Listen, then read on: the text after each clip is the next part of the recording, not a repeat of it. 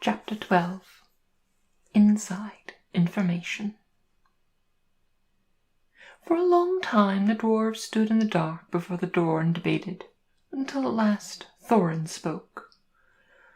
"Now is the time for our esteemed Mr. Baggins, who has proved himself a good companion on our long road, and a hobbit full of courage and resource far exceeding his size, and if I might say so, possessed of good luck, so far exceeding the usual allowance.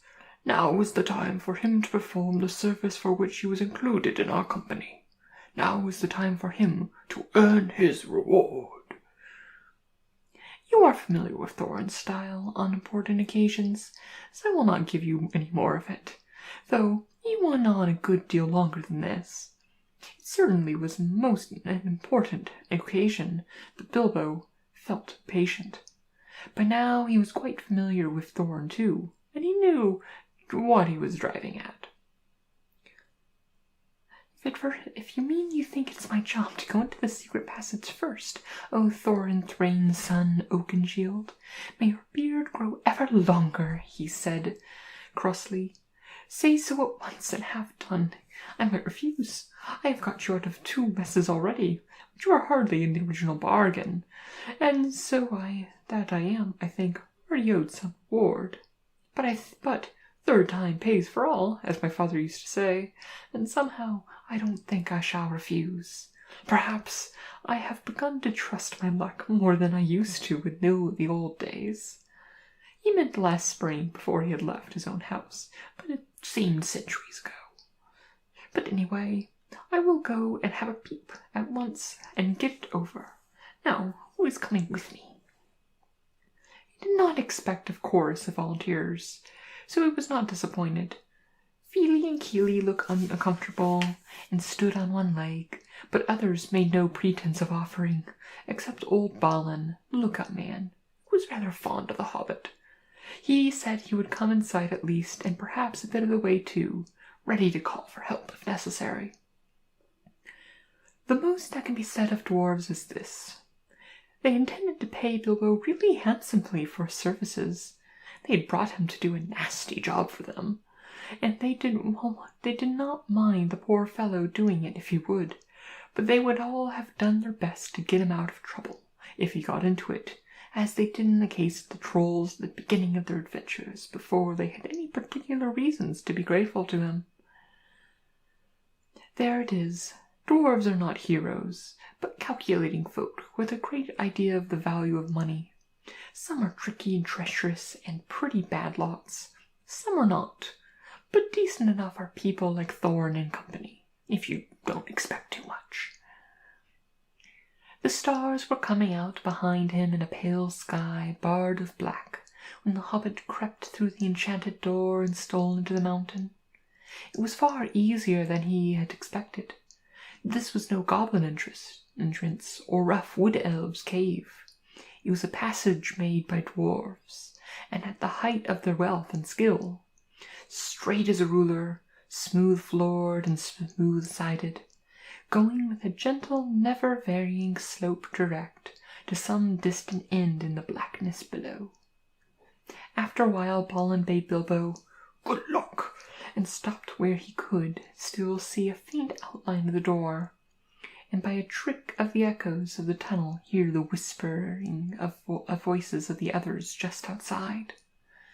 Then the hobbit slipped on his ring, and warned by the echoes to take more than hobbits care to make no sound, he crept noiselessly down into the dark. He was trembling with fear, but his little face set and grim. Already he was a very different hobbit from the one that had run out without a pocket handkerchief from Bag End long ago. He had not had a pocket handkerchief for ages. He loosened his dagger in its sheath, tightened his belt, and went on. "Now you're in for it at last, Bilbo Baggins," he said to himself. "You went and put your foot range the night of the party, and now you've got to pull it out and pay for it. Dear me, what a fool I was and am," said the least tookish part of him. I've absolutely no use for dragon-guarded treasures. The whole lot could stay here forever, if only I could wake up and find this beastly tunnel was my own front hall at home. He did not wake up, of course, but went on still and on, till all sign of the door behind had faded away. He was altogether alone. Soon he thought it was beginning to feel warm. Is it the kind of glow I see coming right at the end of the head down there? He thought. It was. As he went forward, it grew and grew, till there was no doubt about it. It was a red light steadily getting redder and redder. Also, it was undoubtedly hot in the tunnel. Wisps of vapor floated up and past him, so he began to sweat. A sound, too, began to throb in his ears, a sort of bubbling like the noise of a large pot galloping on the fire, mixed with a rumble of a gigantic tomcat purring. This grew to the unmistakable gurgling noise of some vast animal snoring in sleep down there in the red glow in front of him. It was at this point that Bilbo stopped. Going on from there was the bravest thing he had ever done. The tremendous things that had happened afterwards were as nothing compared to it. He fought the real battle in that tunnel alone, before he even foresaw the vast danger that lay in wait. At any rate, after a short halt he did, and you can picture him coming to the end of the tunnel, an opening of much the same size and shape as the door above. Through it peeps the hobbit's little head. For him lies the great bottommost cellar or dungeon hall of the ancient dwarves, right at the mountain's root. It is almost dark. So that its vastness can only be dimly guessed. But rising from the near side of the rocky floor, there is a great glow, the glow of Smaug. There he lay, a vast red golden dragon, fast asleep. A thrumming came from his jaws and his nostrils, and wisps of smoke, but his fires were in a low slumber. Beneath him, under all his limbs and his huge coiled tail, and all about him on all sides, stretching away across unseen floors, laid countless piles of precious things, gold wrought and unwrought, gems and jewels and silver red stained in the ruddy light. Smaug lay, with wings folded like an immeasurable bat, turned partially on one side so the hobbit could see his underparts, and his long pale belly, crusted with gems and fragments of gold from his long lying on his costly bed. Behind him were walls. The walls were nearest could dimly be seen by coats of mail, helms and axes, swords and spears hanging, and therein rows stood great jars and vessels filled with a wealth one could not have guessed. To say that Bilbo's breath was taken away was almost no description at all. There are no words left to express his staggerment, since men changed the language that they learned of elves in the days when all the world was wonderful. Bilbo had heard tell and sing of dragon hoards before, but the splendor, the lust, the glory of such treasure had never yet come home to him. His heart was filled and pierced with enchantment and with the desire of dwarves. He gazed motionless, almost forgetting the frightful guardian, at the gold beyond price and count. He gazed for what seemed an age, before drawn almost against his will. He stole from the shadow of the doorway, across the floor to the nearest edge of the mound of treasure. Above him the sleeping dragon lay, a dire menace even in his sleep. He grasped the great two-handled cup, as heavy as he could carry, and cast one fearful eye upwards. Smaug stirred a wing, opened a claw, and the rumble of his snoring changed its note. Then Bilbo fled, but the dragon did not wake, not yet, but shifted into other dreams of greed and violence, Laying there in his stolen hall while the little hobbit toiled back up the long tunnel. His heart was beating, and a more fevered shaking was in his legs than he had going down. But still he clutched the cup, and his chief thought was, "I've done it. This will show them. More a grocer than a burglar, indeed. Well, we'll hear no more of that." Nor did he. Balin was overjoyed to see the hobbit again, and as delighted as he was surprised. He picked Bilbo up and carried him to the open air. It was midnight, and the clouds had covered the stars, but Bilbo lay with his eyes shut, gasping and taking pleasure in the feel of the fresh air again, and hardly noticing the excitement of the dwarves, or how they praised and patted him on the back, and put themselves and all their families for generations to come at his service. The dwarves were still passing the cup from hand to hand and talking delightedly of the recovery of their treasure, when suddenly a vast rumbling awoke in the mountain underneath, as if an old volcano that had made up its mind to start eruptions once again. The door behind them was pulled nearly to and blocked from closing with a stone. But up the long tunnel came the dreadful echoes, and far from down in the depths of bellowing and a trembling that made the ground beneath them tremble. Then the dwarves forgot their joy and their confident boasts of a moment before, and cowered down in fright. Smaug was still to be reckoned with. It did not do to leave a live dragon out of your calculations if you live near him. Dragons may not have much real use for all their wealth, but they know it to an ounce as a rule, especially after long possession, and Smaug was no exception. He had passed from an uneasy dream, in which a warrior, although insignificant in size but proved with a bitter sword and great courage, figured most unpleasantly, to a doze, and from a doze to a wide waking. There was a breath of strange air in his cave. Could there be a draught from that little hole? He had never felt quite happy about it, though it was so small, and now he glared up at it at suspicion, and wondered why he had never blocked it up.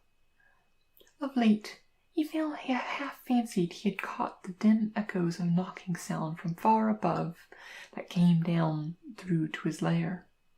He stirred and stretched forth, his neck to stiff. Then he missed his cup. Thieves! Fire! Murder! Such thing had not happened since he first came to the mountain. His rage passes description, the sort of rage that is only seen when rich folk have more than they could ever enjoy suddenly lose something that they have long had but never used or wanted. His fire belched forth, the halls smoked, and shook the mountain roots. He thrust his head in vain at the little hole, and then, as coiling his length together, roared like thunder underground. And he sped from his deep lair through its great door, and out into the huge passages of the mountain palace, and up towards the front gate. To hunt the whole mountain till he had caught the thief and torn him and trampled him was his one thought. He issued from the gate. The waters rose in his fierce whistling steam, and up he soared, blazing in the air, and settled in the mountain top, a spout of green and scarlet flame. The dwarves heard the awful rumour of his flight, and they crouched against the walls of the grassy terrace, clinging under boulders, hoping somehow to escape the frightful eyes of the hunting dragon. There they would have all been killed, if it had not been for Bilbo once again. "Quick, quick," he gasped. "The door, the tunnel, it's no good here." Roused by these words, they were just about to creep inside the tunnel when Bifur gave a cry. "My cousins, Bombur and Bofur, we have forgotten them. They are down in the valley." "They will be slain, and all our ponies too, and all our stores lost," moaned the others. "We can do nothing." "Nonsense," said Thorin, recovering his dignity. "We cannot leave them. Get Mr. Baggins and Balin. Get inside, Mr. Baggins and Balins, and you too, Feely and Keely. The dragon shan't have all of us. Now you others, where are the ropes? Be quick.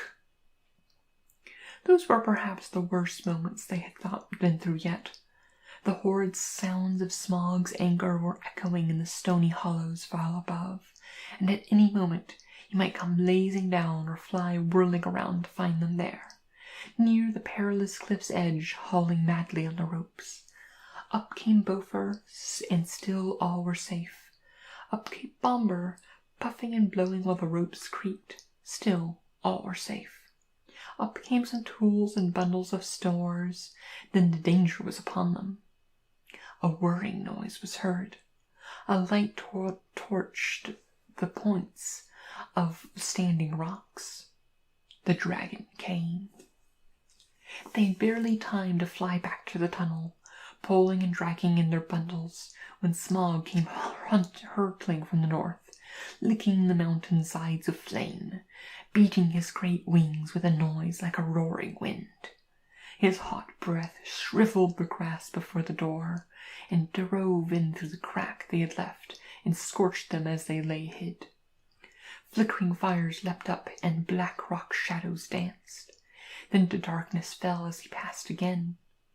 The ponies screamed of terror, burst their ropes, and galloped widely off. The dragon swooped and turned to pursue them, and was gone. "That'll be end of our poor beasts," said Thorin. "Nothing can escape Smaug once he sees it.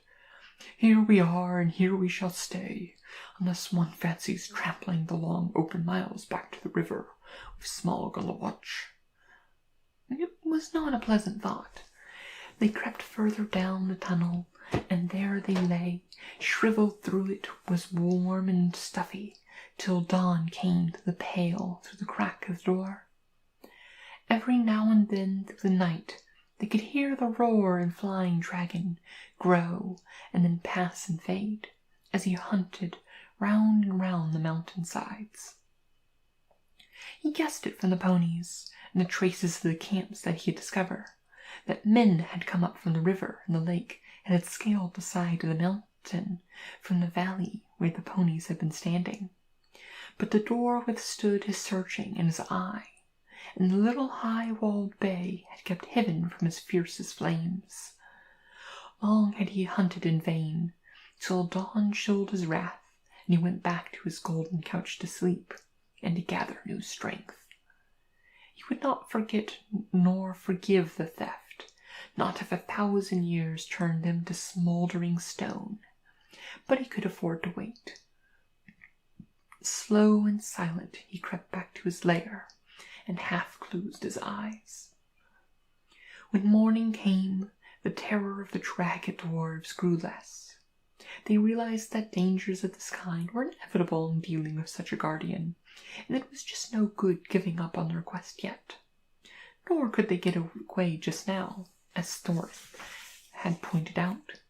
Their ponies were lost or killed, and they would have to wait some time before Smaug relaxed his watch sufficiently for them to dare the long way on foot. Luckily, they'd saved enough of their stores to last them for some time. They had debated long what was to be done, but they could think of no way of getting rid of Smaug, which had always been a weak point in their plans, as Bilbo felt inclined to point out. Then, as if the nature of folks that are thoroughly perplexed, they began to grumble at the Hobbit, blaming him for what had first so pleased them, for bringing away a cup and stirring up Smaug's wrath so soon. "What is the purpose? What else do you suppose a burglar to do?" asked Bilbo angrily. "I was not engaged to kill dragons. That is warriors' work. But to steal treasure, I made the best beginning I could. You expect me to trot back with the whole hoard thrower on my back? If there's any grumbling to be done, I think I might have a say. You have thought about 500 burglars, not one. I'm sure it reflects great credit on your grandfather, but you cannot pretend you ever made the vast extent of his wealth clear to me. I should want hundreds of years to bring it all up, if I was 50 times as big, and Smaug was as tame as a rabbit." After that, of course, the dwarves begged his pardon. "What Then do you suppose we do, Mr. Baggins? Asked Thorin politely. I have no idea at the moment. If you mean about removing the treasure, that obviously depends entirely on new turn of luck in getting rid of a Smaug. Getting rid of the dragons is not all in my line, but I'll do my best to think about it. Personally, I have no hopes at all, and I wish I was safe back at home. Never mind that for the moment. What are we to do now, today? Well, if you want my advice, I say we can do nothing but stay where we are. By day we can no doubt creep out safely enough to take the air. Perhaps before long 1 or 2 could be chosen to go back to the store by the river and replenish our supplies. But in the meanwhile, everyone ought to be inside the tunnel by night. Now, I will make you an offer. I have got my ring, and will creep down this very noon. Then, if ever Smaug ought to be napping, and see what he's up to. Perhaps something will turn up. Every worm has his weak spot, my father used to say, but I'm not sure what it was not from personal experience. Naturally, the dwarves accepted the offer eagerly. Already they had come to respect little Bilbo, and now he had become the real leader in their adventure. He had begun to have ideas and plans of his own.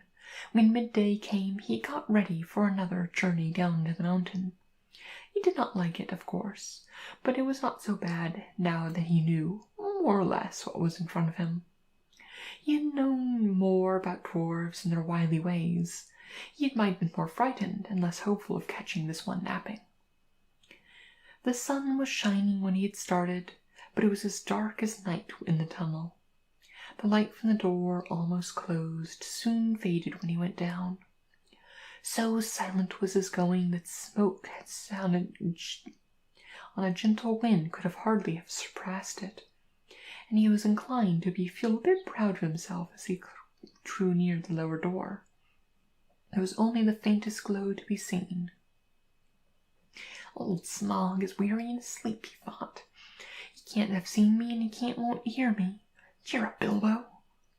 He had forgotten or had never heard about dragons since of smell. It had also an awkward fact that they can keep half an eye open, watching while they sleep, if they are suspicious. Well, Smaug certainly looked fast asleep, almost dead and dark, with scarcely a snore more than a whiff of unseen steam, when Bilbo peeped once more from the entrance. He was just about to step out on the floor when he caught a sudden thin and piercing ray of red under the drooping lid of Smaug's left eye. He was only pretending to sleep. He was watching the tunnel entrance. Hurriedly, Bilbo stepped back and blessed the luck of his ring. Then Smaug spoke. Well, thief, I smell you and I feel your air. I hear your breath. Come along, help yourself again. There is plenty and to spare. But Bilbo was not quite unlearned in dragon lore at that, and if Smaug hoped to get him to come nearer as easy as that, he was to be disappointed. No thanks. Oh, Smaug the Tremendous, he replied. I did not come for presents. I only wished to have a look at you, and see if you were truly as great as the tales say. I did not believe them. Do you now? Said the dragon, somewhat flattered, even though he did not believe a word of it. Truly songs and tales fall utterly short of reality, O Smaug, the chiefest and greatest of calamities, replied Bilbo. You do have nice manners for a thief and a liar, said the dragon. You seem familiar with my name, but I don't seem to remember smelling you before. Who are you, and where do you come from, I ask? You may indeed. I come from under a hill, and under the hills over many hills my path led, and through the air. I am he who walks unseen. So I can believe, said Smaug, but that is hardly your usual name. I am the clue finder, the web cutter, the stinging fly.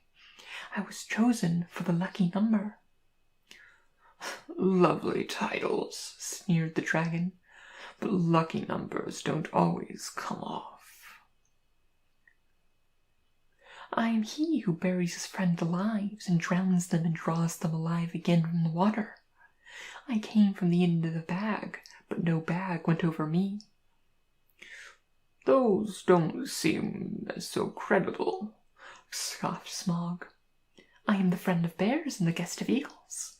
I am ring winner and luck weaver. I am barrel rider," went on Bilbo, pretending to be pleased with his riddling. "That's better," said Smaug, "but don't let your imagination run away with you." This is, of course, the way to talk to a dragon, if you don't want to reveal your proper name, which is wise, and don't want to infuriate them by a flat refusal, which is also very wise. No dragon can resist the fascination of riddling talk and of wasting time trying to understand it. There's a lot here which Smaug did not understand at all, though I expect you to, since you know all about Bilbo's adventures to which he was referring. But he thought he understood enough, and he chuckled in his wicked inside. "I thought so last night," he smiled to himself. "Lakemen. Some nasty scheme of those miserable tub-trading lakemen, or I'm a lizard.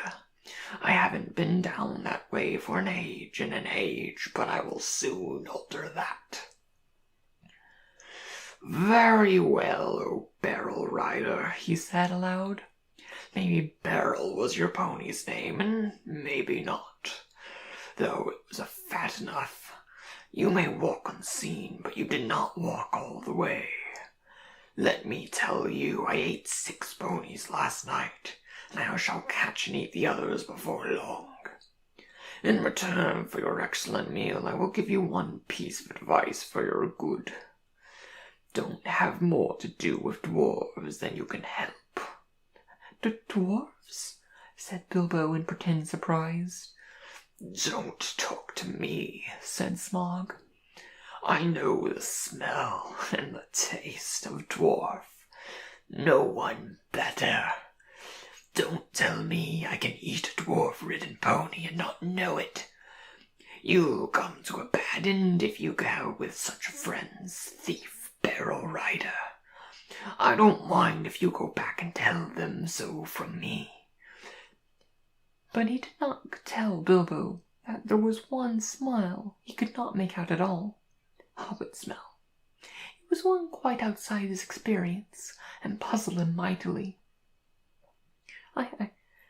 I suppose you got a fair price for that cup you got last night," he went on. "Come now, did you?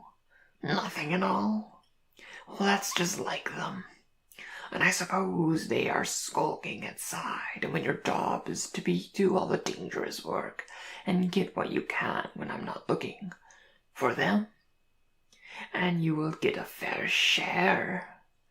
Don't you believe it? If you get off alive, you'll be lucky." Bilbo was now beginning to feel really uncomfortable. Whenever Smaug's roving eye, seeking for him in the shadows, flashed across him, he trembled, and an unaccountable desire seized hold of him to rush out and reveal himself and tell all the truth to Smaug. In fact, he was in grievous danger of coming under the dragon spell. But plucking up courage, he spoke again. You don't know everything, O Smaug the Mighty," said he. "Not gold alone brought us hither." "You admit the us," laughed Smaug. "You why not say us 14 and be done with it, Mr. Lucky Number? I am pleased to hear that you have other business in these parts besides my gold. In that case you may, perhaps, not altogether waste your time.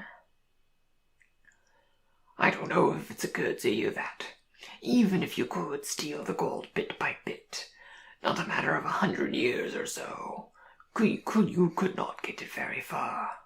Not much use on the mountainside, not much use in the forest, bless me. Have you ever thought of the catch? A 14th share, I suppose, or something like that. Those were the terms, eh? But what about delivery? What about cartage? What about armed guards and tolls?" And Smaug laughed aloud. He had a witty and wily heart, and he knew his guess was not far out, though he suspected that the lake men were at the back of the plans, and most of the plunder was meant to stop there in the town by the shore that his young days had begun Esgaroth. You will hardly believe it, but poor Bilbo was really taken aback. So far, all his thoughts and energies had been concerned on getting to the mountain and finding the entrance. He had never bothered to wonder how treasure was to be removed, and never had any part of it had might fall to his share be brought back all the way to Bag End Under Hill. Now a nasty suspicion began to grow in his mind. Had the dwarves forgotten this important point too? Or were they laughing in their sleeves behind him all the time? That is the effect dragon talk has on the unexperienced. Bilbo, of course, ought to have been on his guard, but Smaug has a rather overwhelming personality. I'll tell you," he said, in an effort to remain loyal to his friends and keep his end up, "that gold was only an afterthought with us. We came over hill and under hill, by wave and wind, for revenge.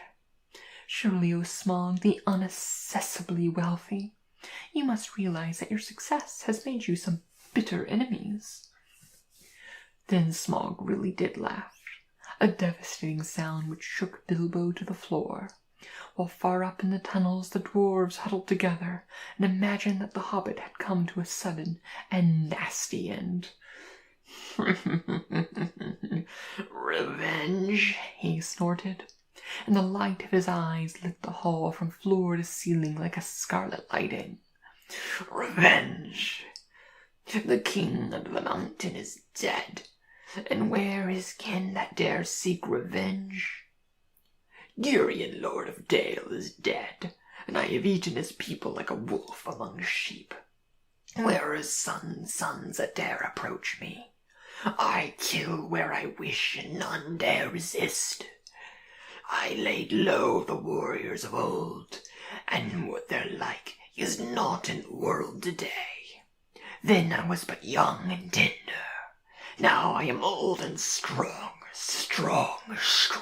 thief in shadows." He gloated. "My armor is like tenfold shields. My teeth are like swords, my claws spears, and the shock of my tail like a thunderbolt. My wings a hurricane, and my breath death."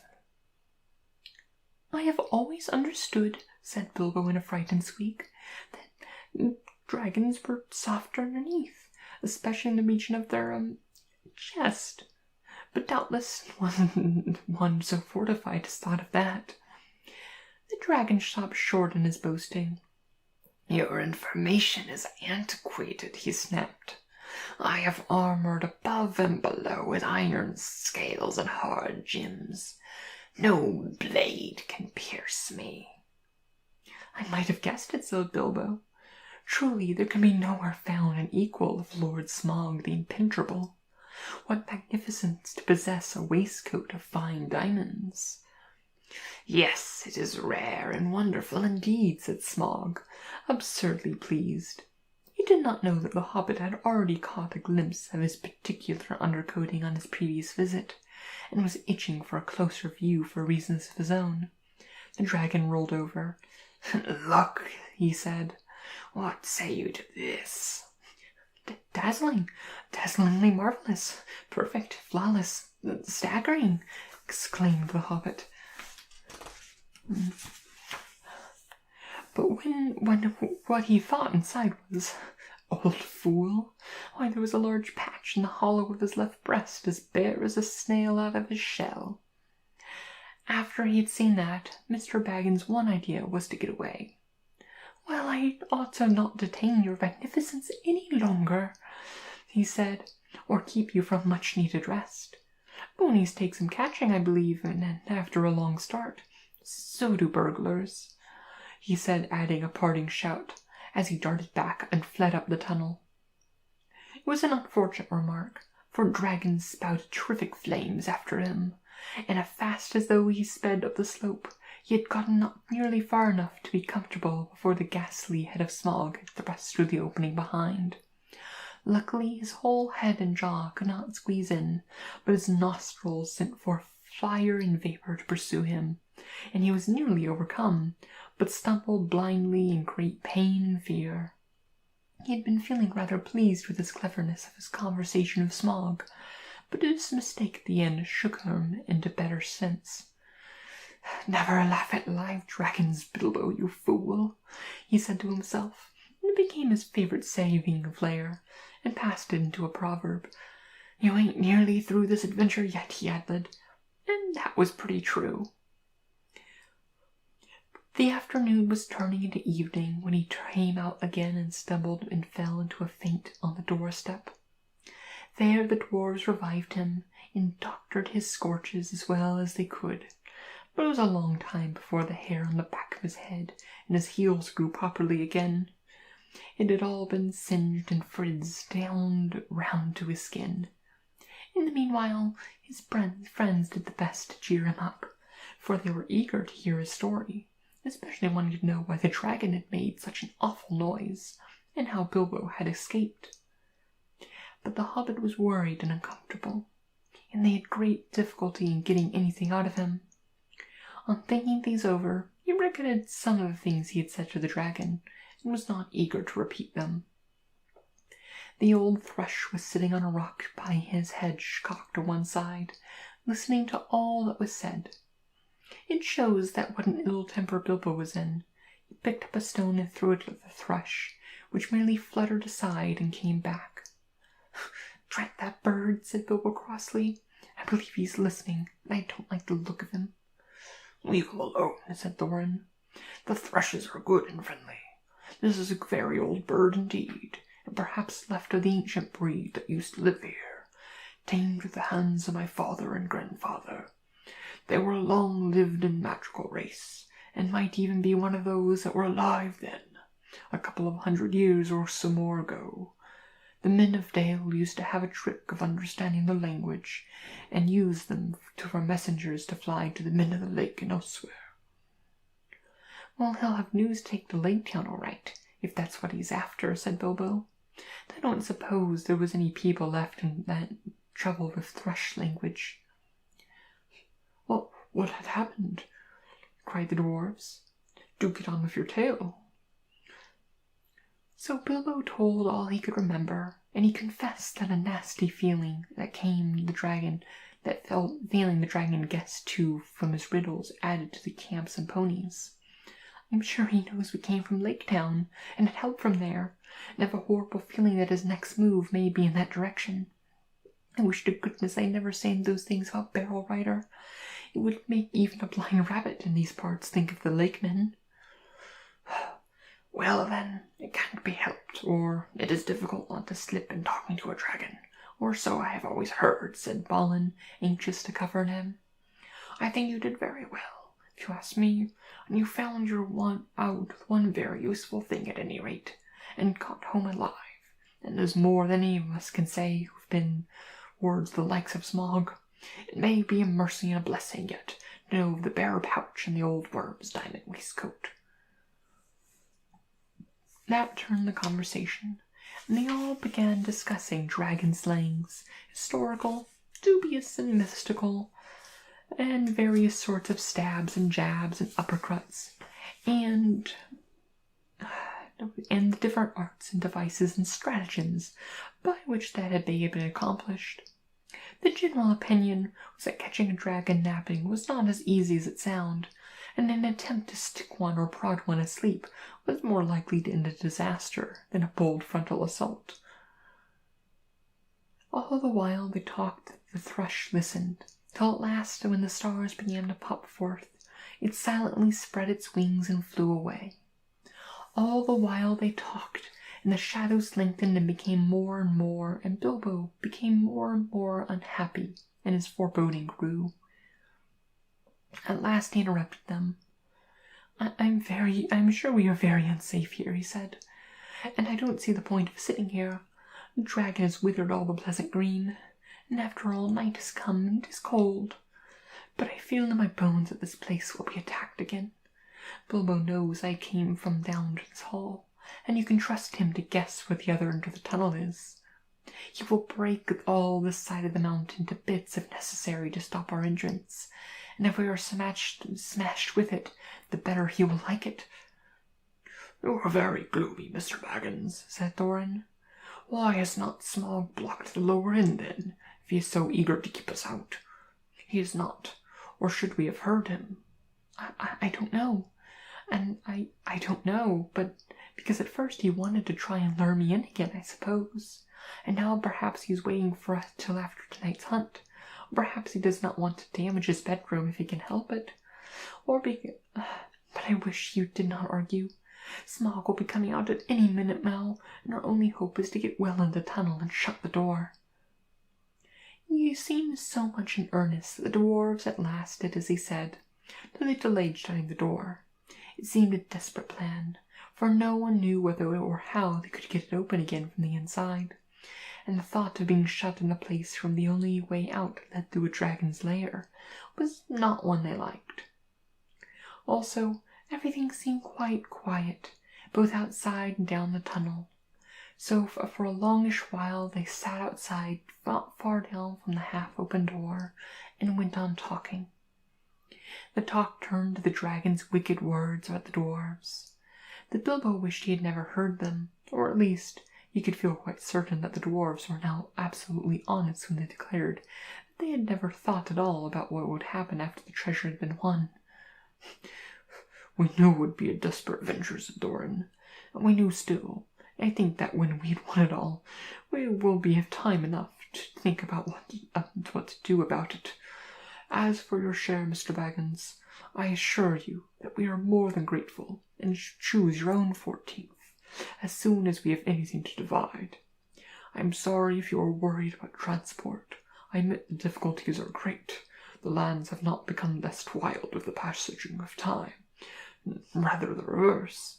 But we will do what we can for you, and take our share of the cost when the time comes. Believe me, or not as you like.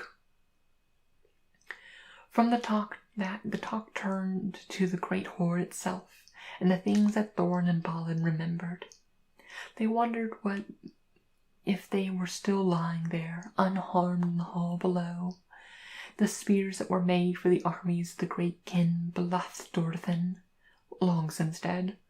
Each had a thrice-forged head, and their shafts were inlaid with cunning gold, but they were never delivered or paid for.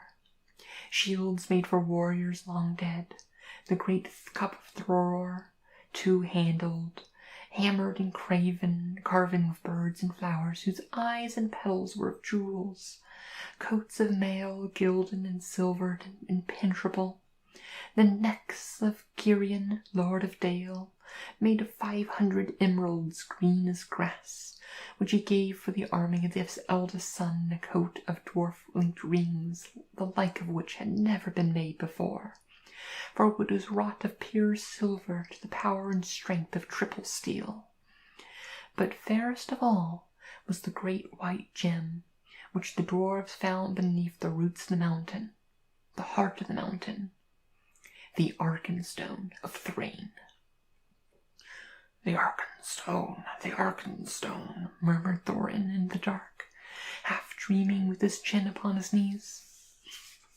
It was like a globe with 1,000 faces, and shone like silver in the firelight, and water in the sun, like snow in the stars, and like rain upon the moon.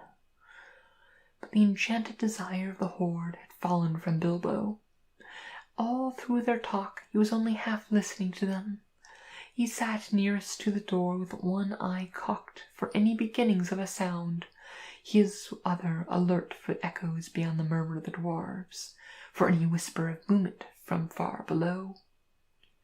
Darkness grew deeper, and as he grew ever more uneasy, Shut the door, he begged them. I fear the dragon in my marrow. I like the silence far less than the uproar of last night. Shut the door before it's too late." Something in his voice gave the dwarves an uncomfortable feeling. Slowly, Thorin shook off his dreams, and getting up, he kicked away the stone wedged in the door. Then they thrust upon it, and it closed with a snap and a clang. No trace of keyhole was left on the inside. They were shut in the mountain. And not a moment too soon. They had hardly gone any distance down the tunnel when a blow smote the side of the mountain like a crashing of battering rams made of forest oaks swung by giants. The rock boomed, the walls cracked, and the stones fell from the roof on their heads. What would have happened if the door had still opened? I don't like to think. They fled further down the tunnel, glad to still be alive, while behind them outside they heard the roar and rumble of Smaug's fury. He was breaking rocks to pieces, smashing wall and cliff with lashing his huge tail, to their little lofty camping ground, the scorched grass and the thrush's stone, and the snail-covered walls and the narrow ledge, all disappeared in a jumble of smithereens, and an avalanche of splintered stones fell over the cliff into the valley below. Smaug had left his dragon in his lair in silent stealth, quickly soaring into the air, and then floated heavily and slow in the dark, like a mountainous crow, down the wind through the west of the mountain, in hopes of catching unawares something or somebody there, and of spying the outlet to the passage which the thief had used. This was the outburst of his wrath, when he could find nobody and see nothing, even when he guessed the outlet must actually be. After he left off his rage in this way, he felt better, and thought in his heart that he would not be troubled again from that direction. In the meanwhile, he had further vengeance to take. "Barrel rider," he snorted, "your feet come from the waterside, and your water you came without a doubt. I don't know your smell, but if you are not one of those men of the lake, you had their help. They shall see me and remember who the real king under the mountain." He rose in fire and went south towards the running river.